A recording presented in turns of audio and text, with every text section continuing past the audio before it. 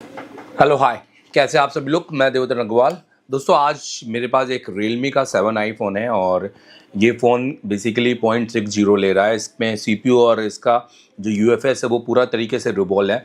मैं बता दूं, इसके अंदर जो CPU है ये Qualcomm का है। हाँ, मैं देवेंद्र अग्रवाल। अगर आप लोग बोर हो गए हैं यूएफएस के थ्योरी के वीडियो देख देख कर यूट्यूब वाले टीचरों से, तो भैया आज मैं प्रैक्टिकल एक वीडियो आप लोगों को हमेशा की तरह दिखाना चाहूँगा। इस वीडियो को पूरा देखिए और सबसे ज़्यादा लाइक चाहिए इस वीडियो में, जितना हो सकता है लाइक पहले दबा दीजिए। और भैया अगर आपने फॉलो नहीं किया तो फॉलो करके जाइए। और अब Realme 7i का UFS कैसे प्रोग्राम करना है, अगर आपके पास बैकअप है तो ये वीडियो पूरा देखिए। तो मेरे पास अभी फ़िलहाल UFI 7i का बैकअप है और मैं इसको प्रोग्राम करके लाइव आपको बताने वाला हूँ। तो इस वीडियो को एंजॉय कीजिए। और अगर आपको कोर्स परचेस करना है ऑनलाइन तो आप मेरा एप्लीकेशन अभी कभी डाउनलोड कीजिए, जो कि इस वेबसाइट पर प्ले स्टोर में मिल जाएगा। दोस्तों, मैं अपने सारे टूल परचेस करता हूँ रामराज टूल भोपाल से। आप उनसे टूल परचेस कर सकते हैं। ये उनका नंबर है, तो ये उनका नंबर है, आप इसका स्क्रीनशॉट ले लीजिए। तो मैं अपने सारे टूल जो आप देख रहे हैं यहाँ पर उनसे परचेस करता हूँ, क्योंकि वो मुझे देते हैं डायरेक्ट चाइना से लाकर। एक कोई भी बीच में छोटे मोटे डीलर का कोई मार्जिन नहीं होता है, इसलिए मुझे टूल मिलते हैं सबसे सस्ते और सबसे ओरिजिनल। तो आपको अगर परचेस करना है रामराज टूल भोपाल से तो आप बिल्कुल इनसे परचेस कर सकते हैं। आप कोई भी टूल हो, अगर आपको ऐसा लगे कि आपने चाइना में देखा है, आप इनसे मंगवा भी सकते हैं। और अगर आपको चाहिए कि भाई आपके पास इंस्टीट्यूट चलाते हो, आप सेलर बनना चाहते हो, आप भी माइक्रोस्कोप बेचने चाहते हो, आप अपने नाम से बेचना चाहते हो या अपने नाम के माइक्रोस्कोप इंस्टीट्यूट में लगाना चाहते हो, तो ये OEM प्रोडक्ट भी सेल करते हैं। आपको डायरेक्ट चाइना से डील करवा देंगे, तो आप इनसे कॉन्टैक्ट कर लीजिएगा। ये आपको काफ़ी बेनिफिशियल हो जाएगा। ठीक है, रामदास टूल भोपाल नंबर दिखा दिया है, स्क्रीनशॉट ले लो। Thank you very much. और मेरा नाम बताना मत भूलना, देवरत्न अग्रवाल सर का वीडियो देख के आए। Thank you. हेलो हाय, कैसे आप सभी लोग। मैं देवेंद्र अग्रवाल।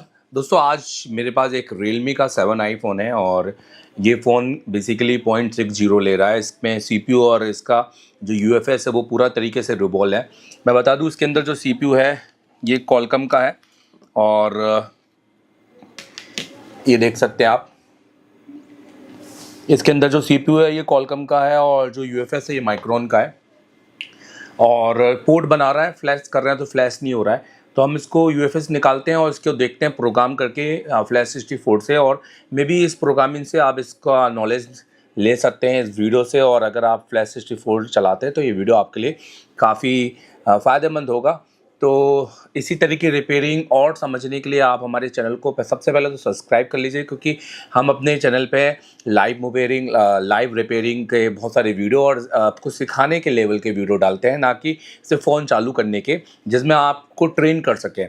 और अगर आपको ये फ्लैश 64 या फिर अगर आपको पूरा फॉल्ट फाइंडिंग भी आपको घर बैठ के सीखना है ऑनलाइन, अगर आपको चिप निकालते आती है तो आप अभी जाइए एसर टेलीकॉम के आप प्ले स्टोर में जाइए और एसर टेलीकॉम मोबाइल का एप्लीकेशन डाउनलोड करके उसके कोर्स को परचेस कर सकते हैं और आज ही से मेरी लाइव क्लासेस देख सकते हैं। डेली की जो मैं क्लासेस पढ़ाता हूँ उसको लाइव अपने घर पे बैठ के देख सकते हैं। उसके अलावा दोस्तों, इस वीडियो को जितना हो सकता है उतना लाइक कीजिए, क्योंकि आपके लाइक हमें मोटिवेट करते हैं बहुत ज़्यादा और नए नए ऐसे ही नॉलेज वाले वीडियो लाने के लिए। तो चलो चलते हैं इस फ़ोन का चिप निकालते हैं और इस फ़ोन का चिप निकाल के माइक्रोन का इसका देखते हैं कि अंदर इसके पार्टीशंस के क्या हाल हैं, इसकी बेसिकली हेल्थ क्या है और ये क्यों रीज़न है। अगर हम इसको देखेंगे अब इसको किस तरीके से हम इसको रीप्रोग्राम कर सकते हैं, क्योंकि माइक्रोन है, कॉलकम का चिप लगा हुआ है। ये चिप तो चेंज होगा नहीं, क्योंकि कॉलकम में बेसिकली RPMP का कोई अभी सीन नहीं है। आप इसके अंदर UFS चेंज नहीं कर सकते हैं। आपको UFS चेंज करने के लिए कॉलकम का CPU चेंज करना पड़ेगा। हाँ, ये है कि हम इसके जनरली ऐसे फ़ोन होता क्या है कि FRP मारने के टाइम पे या किसी तरह की मतलब छेड़छाड़ करने के टाइम पे सॉफ्टवेयर में इनके जो सिस्टम फाइल हैं वो करप्ट हो जाती हैं और इसके अंदर के जो पार्टीशंस हैं वो पूरे इरेज हो जाते हैं। तो कुछ इसी तरह का मे भी हुआ होगा इसमें। तो चलो देखते हैं। अभी तो एक जो CPU और वो सब रिवॉल्व हो रखा है, बट अब मेन काम है इसके माइक्रोन के UFS पे। आइए सबसे पहले इसका UFS निकालेंगे, रिवॉल्व करेंगे और लगाएंगे UFS में और देखेंगे कि क्या इसमें दिक्कत है। तो दोस्तों, आई एम सॉरी, मैं रिकॉर्डिंग नहीं कर पाया था। हमने इसकी UFS को बाहर कर लिया है। ठीक है, आप देख सकते हैं ये ऑलरेडी मैंने कहा इसका CPU और जो UFS है वो पूरी तरीके से रिवॉल्व है। अब चलिए, अब हम इसके यूएफएस को फिर से रिबोल कर लेते हैं, क्योंकि हमें इसको देखिए ऑलरेडी रिबोल है, बट इसको सही से एक बार और रिबोल करके इसके बॉल को थोड़ा सा शेप साइज़ को थोड़ा बड़ा करेंगे और इसको क्लीन करके हम इसकी प्रोग्रामिंग करके यहाँ पे आप लगाने वाले हैं। ठीक है, तो देखते रहिए आप। तो सबसे पहले इसको क्लीन कर लेते हैं, क्योंकि डायरेक्ट इसके ऊपर यही बॉल रखना, तो हम इसको क्लीन कर लेते हैं पहले।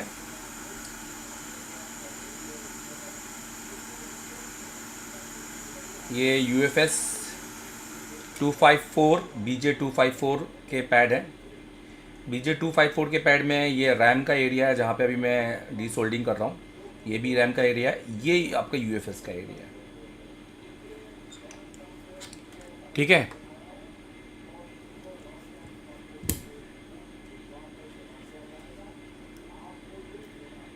ये देखिए।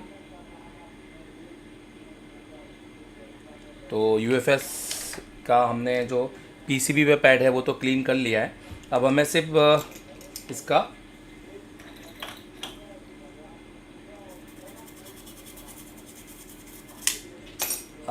सिर्फ और सिर्फ UFS रिबॉल करना है और इसकी प्रोग्रामिंग करना है। जनरली अभी तक के टेक्नीशियन CPU जो काम कर रहे हैं और CPU रिबॉलिंग कर लेते हैं, सारी रिबॉलिंग कर लेते हैं, पर वो UFS में या उसकी प्रोग्रामिंग में या MMC की प्रोग्रामिंग में बहुत ज़्यादा फंस रहे हैं। आप देख सकते हैं ऑलरेडी रिबॉल है, बट इसमें जो इसका साइज़ है वो इतना प्योर नहीं है कि उस साइज़ से हम IC को बिठाएंगे और IC प्रॉपर तरीके से इसमें बैठ जाएगी। तो इसके थोड़े बॉल्स को सही साइज़ सही शेप देना बहुत ज़्यादा ज़रूरी है। ठीक है, आप इस वीडियो को जितना हो सकता है उतना लाइक करें और इसको शेयर ज़रूर करें अपने दोस्तों के साथ, अपने ग्रुप्स में। ये देखिए, तो ये हमारा BJ254, हम इस पर PPT लगाएंगे।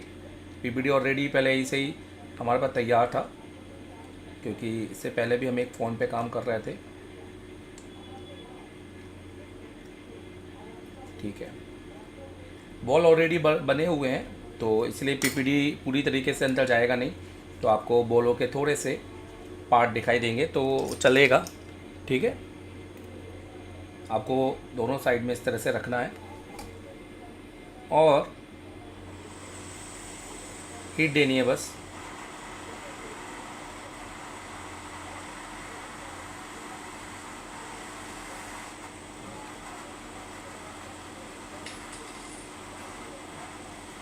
तो आप देख सकते हैं कि आपका जो हमारा जो UFS है वो पूरी तरीके से रिबॉल हो गया है। ठीक है, अभी ये UFS सही अपने साइज़ में है, क्योंकि उसके पहले जो बॉल थे ना उसके काफ़ी छोटे थे। अभी ऐसे में आप उसको वापस बिठाते तो प्रॉपर तरीके से सेट नहीं हो पाता।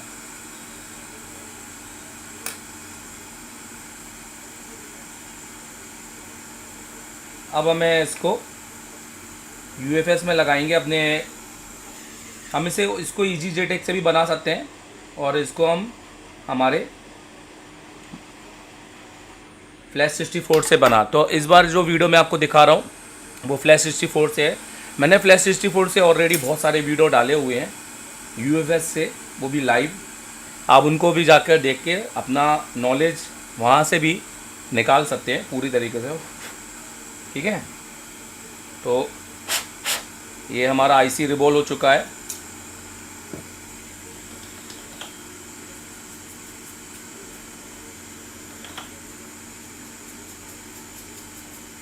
उसके ऊपर का पेस्ट हमें क्लीन करना है, क्योंकि फ्लैश 64 में पेस्ट बिल्कुल भी नहीं जाना चाहिए, नहीं तो अडेप्टर आपका ख़राब हो जाएगा। ये देखिए, चलिए। तो ये हमारा BJ है और अब हमें चाहिए हमारा UFS का बॉक्स। तो बॉक्स तो हमारा ऑलरेडी लगा है, हमें चाहिए UFS 254। ये देखिए, ये है UFS 254। कुछ भी नहीं करना है, UFS को खोलना है इस तरीके से अडेप्टर को। इसका नोज़ कट पॉइंट देखना है। आप देखें इसका नोज़ कट पॉइंट ऊपर की ओर दिखाई दे रहा है आपको। ठीक है, ये देखिए। और ये जो बीच में पार्ट दिखाई दे रहा है, ये आपके यही वाला पार्ट है जो मैंने आपको सोल्डिंग डी सोल्डिंग करते समय बताया था, ये बीच में है। तो ये पार्ट को कुछ इस तरीके से लगा देना है बस। नोज कट पॉइंट उल्टा नहीं रखना है, दिमाग में रखना है, ये देखिए, ठीक है। और ये आपका जो यूएफएस है, इस यूएफएस को इस तरह से लगाएंगे यहाँ पर, ये देखिए। तो यूएफएस को हमने इस तरह से लगा दिया है। अब हम यूएफएस की केबल थोड़ी शॉर्ट होती है, मैं उसको उसमें दिखा नहीं सकता। तो अब हम डेस्कटॉप की ओर चलते हैं।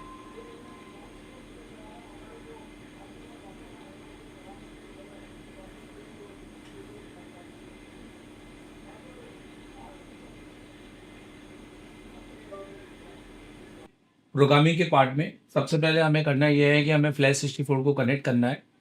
और हमने आईसी लगा दिया। अब इसके अंदर हम इसको कनेक्ट करते हैं। सबसे पहले हम इसकी इंफॉर्मेशन को रीड करते हैं।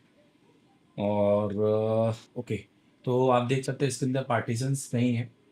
यहाँ पर आपका जो जीपीटी होता है, जिसको गाइड पार्टीशन टेबल बोलते हैं, जिसके अंदर बेसिकली आपकी फ्लैश फाइल होती है, तो वो आपको देख रहे हैं आप, बिल्कुल भी यहाँ पर कुछ भी नहीं है, ब्लैंक एक तरीके से।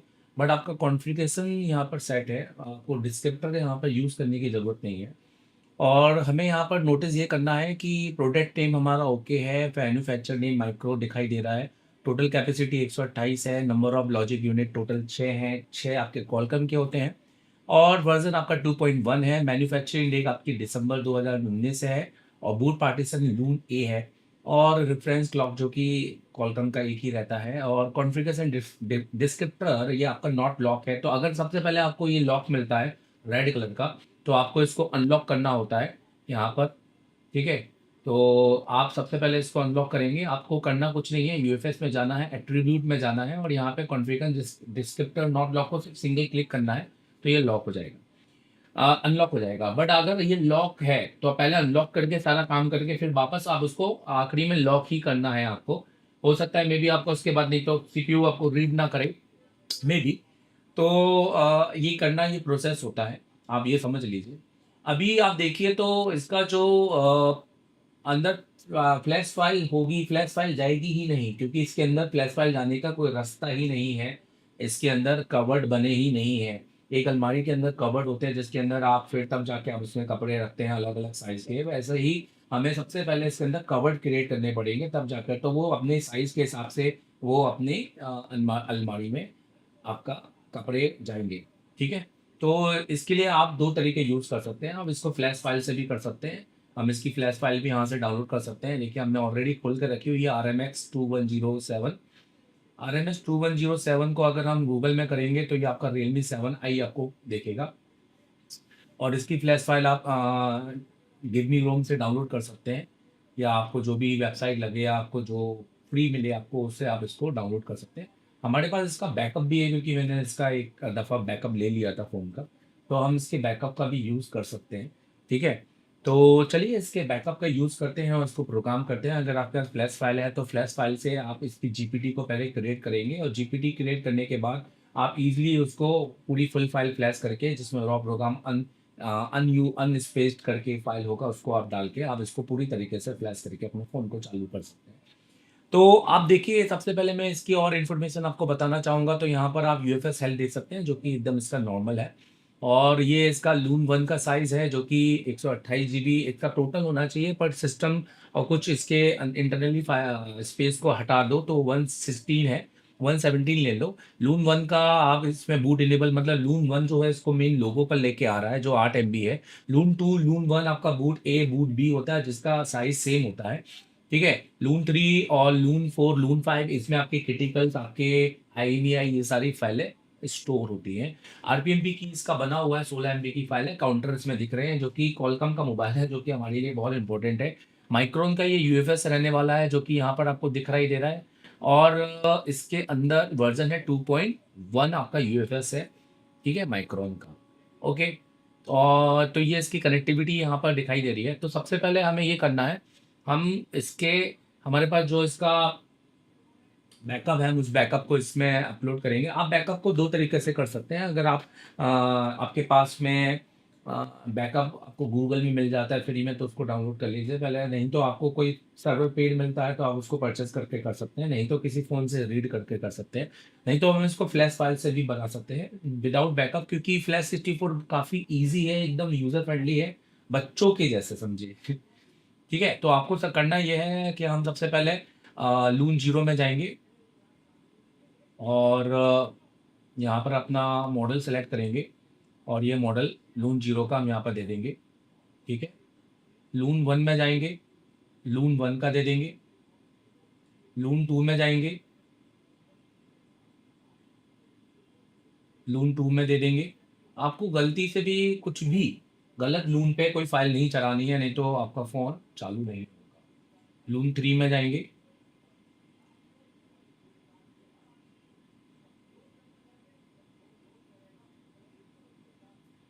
लून फोर में जाएंगे,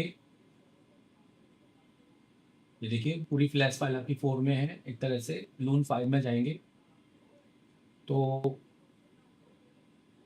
लून टू आप देख सकते हैं कि मैंने लून टू दी, लून टू के अंदर इस तरह का कोई भी फाइल इसमें नहीं आया है। ठीक है, तो लून टू इसको बूट डमी के जैसे यूज कर रहा है। जनरली लून टू के अंदर इसके किसी भी प्रकार का कोई पार्टीशन या जीपीटी नहीं है। तो ये टोटल आई है, हम इसको यहाँ से डायरेक्ट फ्लैश करेंगे। बस इंश्योर करना है कि गलत कोई भी फाइल नहीं होना चाहिए।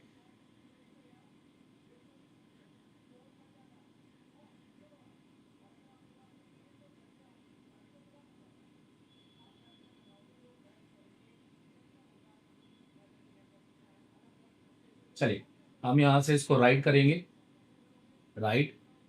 अब ये यहाँ से राइट होना चालू हो गया है। देखिए दोस्तों, तब तक ये राइट होता है तब तक चलिए, मैं आपको बताना चाहता हूँ कि अगर आप अभी भी रिपेयरिंग सीखना चाहते हैं, आपको आईसी लगाते लगाते नहीं आता, तो आप एसर टेलीकॉम आइए, ऑफलाइन हम आपको सिखाएंगे, एडमिशन भी देंगे। पर अगर आपको आईसी, और ये गारंटी देंगे कि चौथे दिन में आप सीपीयू मेमसी पावर तीनों लगा के बैठेंगे और चौथे दिन से 10वें दिन तक डेली करेंगे, क्योंकि हम आपको सीपीयू कंपटीशन भी करवाएंगे। देखो स्पीड देखो भाई, 300 एमबीपीएस की स्पीड मिल रही है।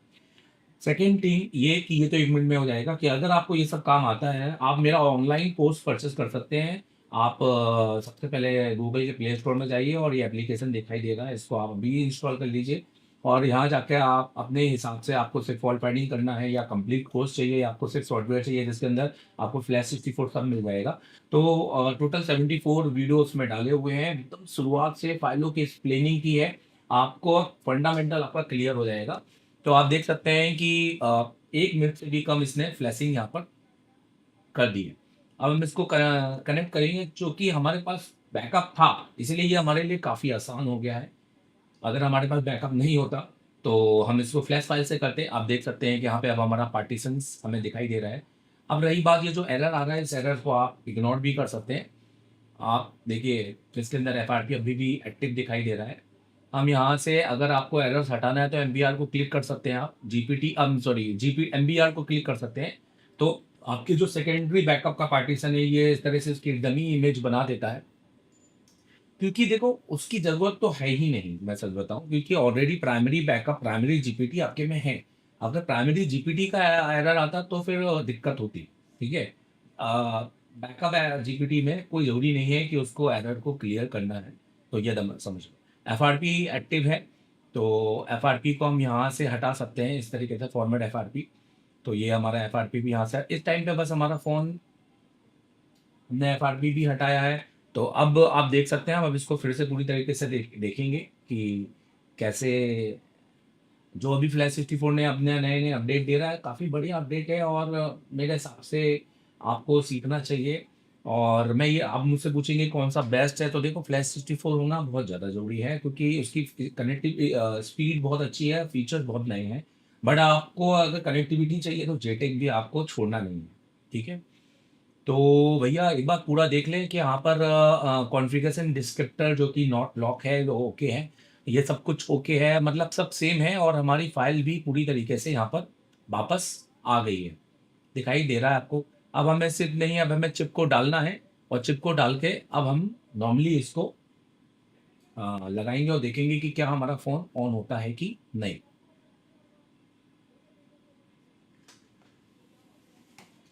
तो मैंने चिप निकाल ली है, ठीक है। आप देख सकते हैं कि यहाँ पर ऑलरेडी मैंने इसको रिवॉल्व करके तो रखा हुआ ही है।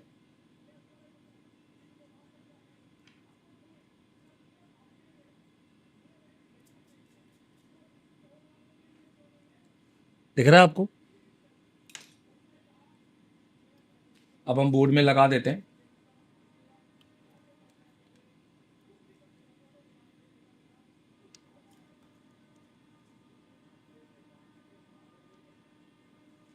बहुत ज़्यादा पेस्ट नहीं लगाना है। बहुत ज़्यादा पेस्ट आपके आईसी में अगर लगता है तो आपके पैड पे, तो आपका आईसी मूव कर सकता है, सही से लगेगा नहीं। कई बार ज़्यादा पेस्ट में भी पैड बैठते नहीं है, ठीक है। और बहुत कम पेस्ट भी नहीं लगाना है कि पता चला आपने लगाया ही नहीं है और उसके बहुत सारे पैड अभी भी वहीं के वहीं चिपके हुए हैं। अलाइनमेंट कर लेते हैं।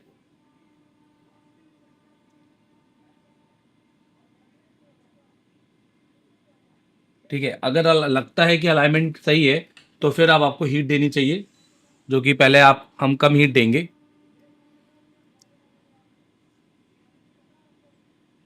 बाजू में सीपीयू ऑलरेडी रिबॉल है तो हमें सीपीयू पे हीट नहीं देना, नहीं तो सीपीयू अपने बॉल जो होते हैं वो आपस में जुड़ सकते हैं और एक बड़े बॉल बन जाएगा फिर वो। नहीं तो हमें इसका सीपीयू भी रोबॉल करना पड़ जाएगा। वो कोई बड़ी बात नहीं है वो, बट क्या पता सीपीयू के अंदर अभी क्या कंडीशन है, क्योंकि ये कंडीशन देखी नहीं है। हो सकता है स्क्रैचेस हो सकता है कि अंदर जंपर वंपर लगे हो।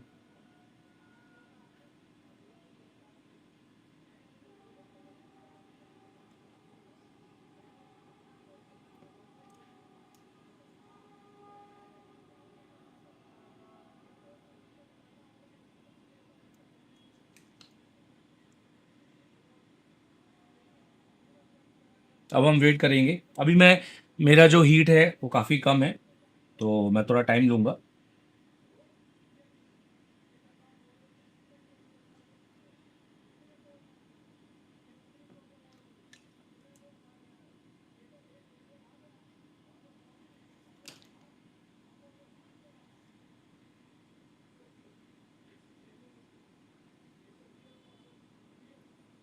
ये देखिए, तो ये पेस्ट बाहर आ गया है। अब टच करने टाइम पे मैं अपनी हीट को थोड़ा सा बढ़ा दूंगा।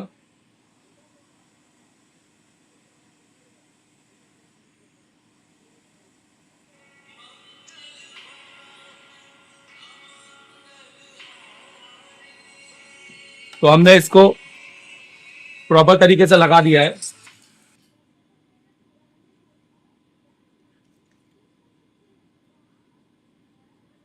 बाजू में जो थोड़ा बहुत कचरा है उसको साफ कर लेते हैं।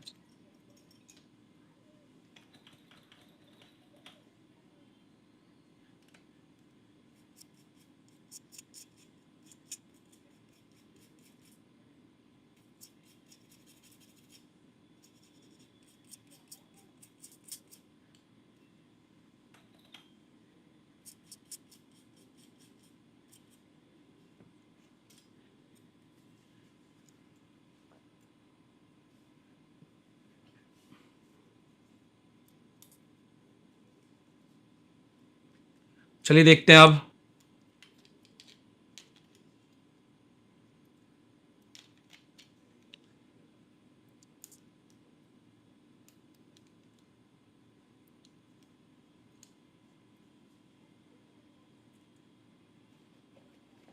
अभी इसकी बैटरी का पता नहीं है, बट पहले तो देखते हैं कि क्या ऑन हो रहा है कि नहीं। ठीक है, तो ये देखिए, तो हमारे फ़ोन के अंदर चार्जिंग का लोगो यहाँ पर दिखाई दे गया है, मतलब हमारे फ़ोन ऑन हो चुका है।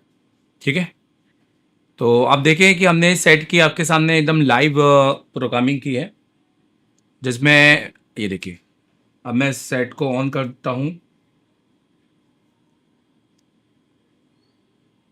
49% इसकी बैटरी है, तो हमें चार्जर लगाने की ज़रूरत नहीं है। और इसका एफआरपी भी हमने रिमूव कर दिया है।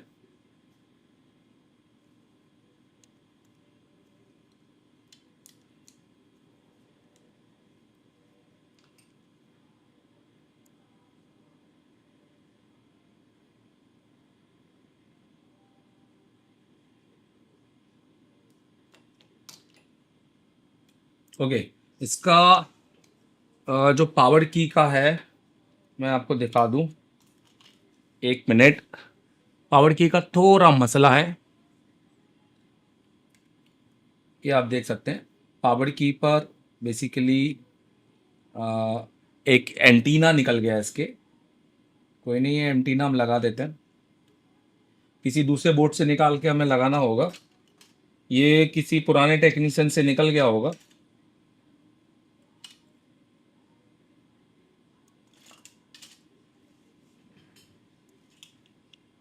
ये देखिए, ये जो एंटीना होते हैं ना, एंटीना पैड बोलते हैं इनको।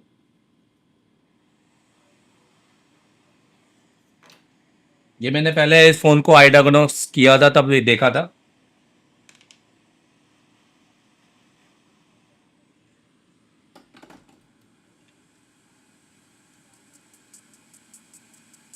देखिए, बाजू वाले एंटीना पैड भी काफ़ी टूटे टाटे हैं, इनको भी हम बदल सकते हैं, जो कि हम बाद में बदल लेंगे। फिलहाल अभी तो ये चालू करने के लिए इतना तो लगा ही देते हैं।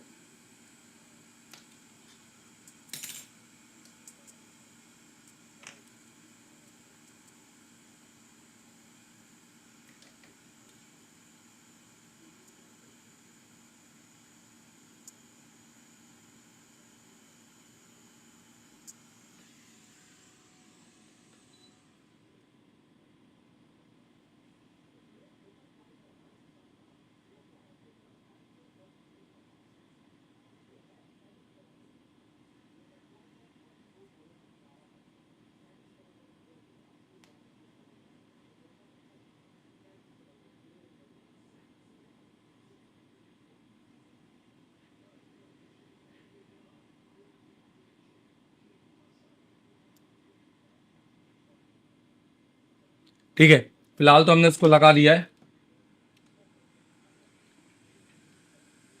मैं इसके बाकी के एंटीना भी बाद में बदल लूँगा। मैं इतना वीडियो लंबा नहीं करना चाहता। मैं जो फ़ैन यूज़ कर रहा हूँ वो ये वाला फ़ैन यूज़ कर रहा हूँ, आप देख सकते हैं, जेट फ़ैन है। आप इसको परचेज़ कर सकते हैं रामराज टूल भोपाल से।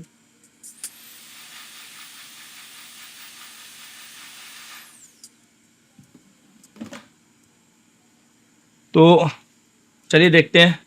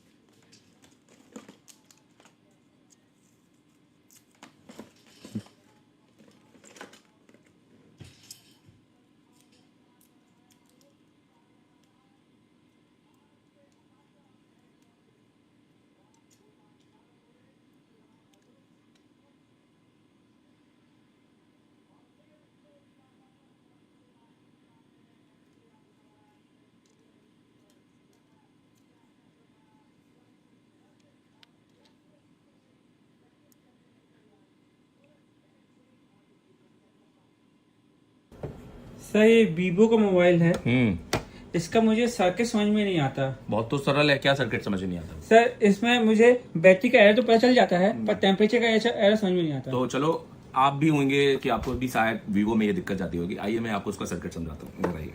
देखिए, वीवो के अंदर सबसे पहले आपको है ना, बोर्नियो के अंदर कोई सोल्यूशन नहीं मिलेगा, क्योंकि बोर्नियो आपको आधा अधूरा सोल्यूशन देता है। एमटीके की बात कर रहे हैं और एमटीके के अंदर पावर लगी है MT6357 CRV या फिर MRV।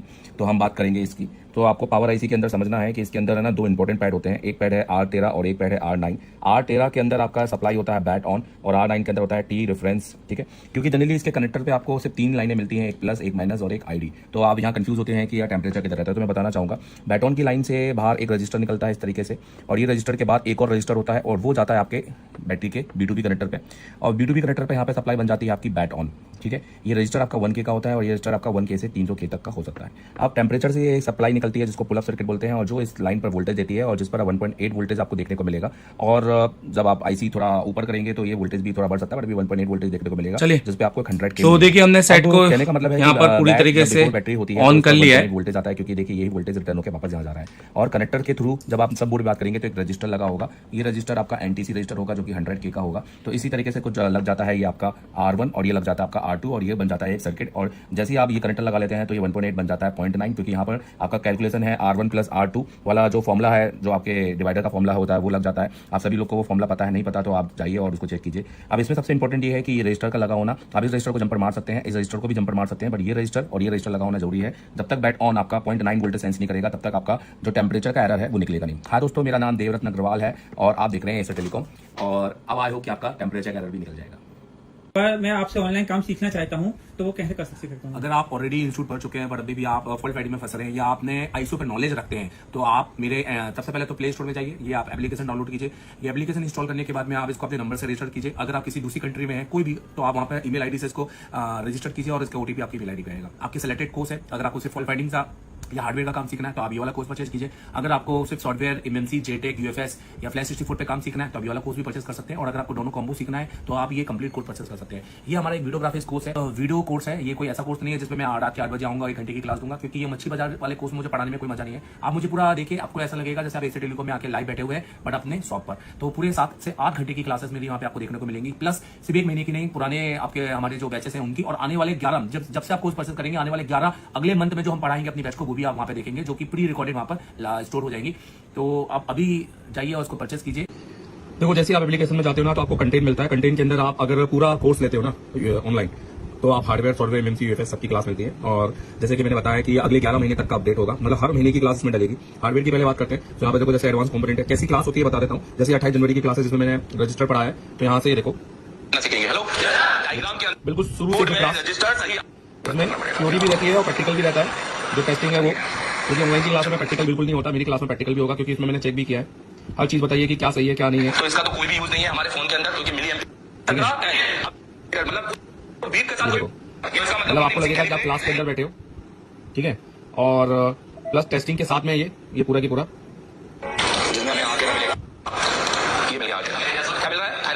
पूरी क्लास है और टेस्टिंग के साथ में तो ये आपको मिलेगा, जिसमें आपको सिर्फ component, register, capacitor, diode, coil, फिर उसके बाद मॉसफेट और ट्रांजिस्टर, सारे कंपोनेंट आपको मिलेंगे। लेआउट कोडिंग जो जबरदस्त लेआउट कोडिंग की भैया किस तरह से अपने बोर्ड को पहचाने, ये आपको कहीं सीखने नहीं मिलेगा। किसी इंस्टीट्यूट जाओगे तो भी आपको सीखने नहीं मिलेगा, क्योंकि उस हिसाब से ये सिखाते नहीं है। मेरा 10 साल का एक्सपीरियंस है खाली इसी चीज में। फुल पूरी डैड की क्लास आपको यहाँ पर देखने को मिलेगी। यहाँ पर मैंने डैड की क्लास, और बहुत सिंपल लेवल में, बहुत सरल लेवल में, मतलब देखने का नजरिया बदल जाओगे, ठीक है। तो ये डैडी की क्लास मिलेगी, डैड रहेगा, नेटवर्क रहेगा, शॉर्टिंग की क्लास है, बहुत कुछ है इसके अंदर। और 4G भी है, 5G भी है। तो 5G सीपीयू पूरा पढ़ सकते हो। नेटवर्क है, सैमसंग के पीएफओ नेटवर्क, सैमसंग का डीएफओ है, तो अब कॉलकॉम मीडियाटेक के नेटवर्क है, ये देखो। तो 5G नेटवर्क है, ये मिल जाएगा।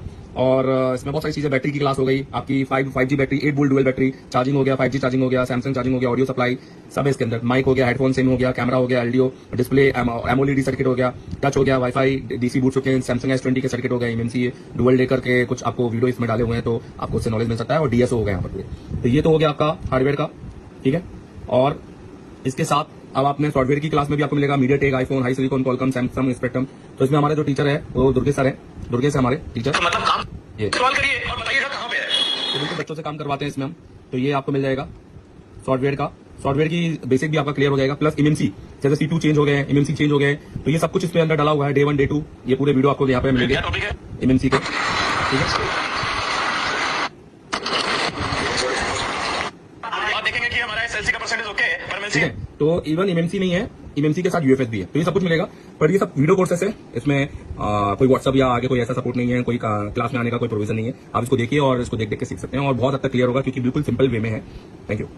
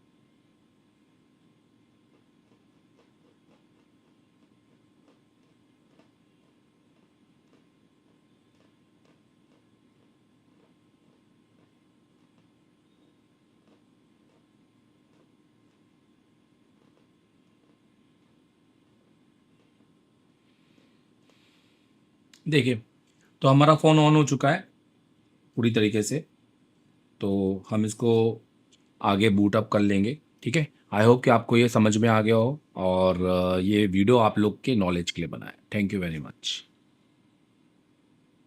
तो मेरे हिसाब से आपको ये मल्टीमीटर को बिल्कुल नहीं जाना चाहिए। आपके लिए जो मल्टीमीटर है ये दोनों बेस्ट है।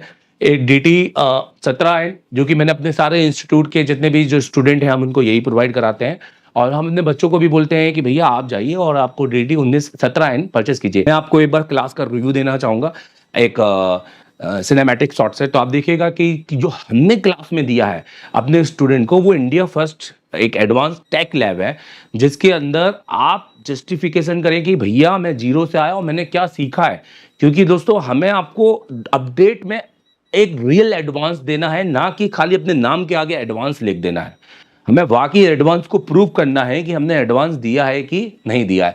उसके लिए आप हमारे दिए गए नंबर पे कॉल कर सकते हैं 7007319192 MD सर से, और अगर पढ़ना चाहते हैं तो आप हमें ज्वाइन भी कर सकते हैं। मैं देवेंद्र गोवाल, आज हमने दिया है बहुत बड़ा अपडेट। अब कहानी बदलेगी। एशिया टेलीकॉम में शुरू हो चुका है एक नया चैप्टर। ये ट्रेनिंग नहीं, ये है क्रांति। हर एक बच्चे के बाद में एक 2 SMD होनी चाहिए, हर बच्चे के बाद में एक पावर सप्लाई होनी चाहिए, हर बच्चे के बाद में एक प्रीमियम आयरन होना चाहिए।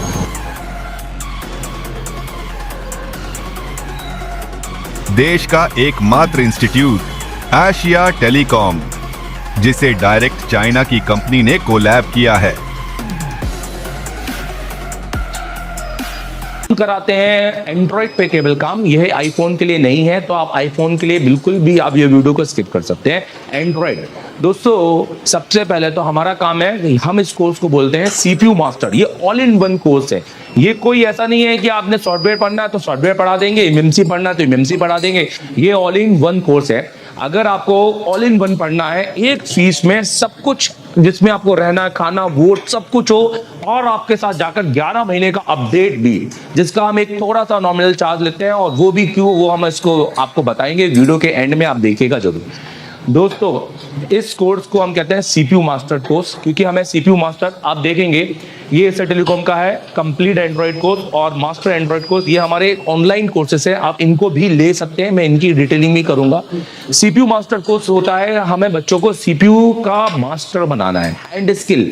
तो हम हमेशा सबसे पहले हमारी काउंसलिंग करते हैं कि बच्चा बैठने लायक है कि नहीं। हम हर एक को एडमिशन नहीं देते हैं। अगर कोई गलती से एडमिशन लेके आ भी जाता है तो हम काउंसलिंग क्लास में उसको अलग कर देते हैं, हम उनसे फीस नहीं लेते हैं। मतलब अगर आप 10 घंटे बैठने के सक्षम हो, अगर आप इतनी मेहनत करने के लायक हो, प्रैक्टिकल लैब है, यहाँ इतने सारे जो टूल्स हैं ये सब आप यूज भी करते हो कि खाली ऐसे देखने के? ये एक पहला इंस्टीट्यूट है जहाँ टूल यूज होते हैं। हेलो, पन्नी लगे वाले टूल नहीं है, ठीक है।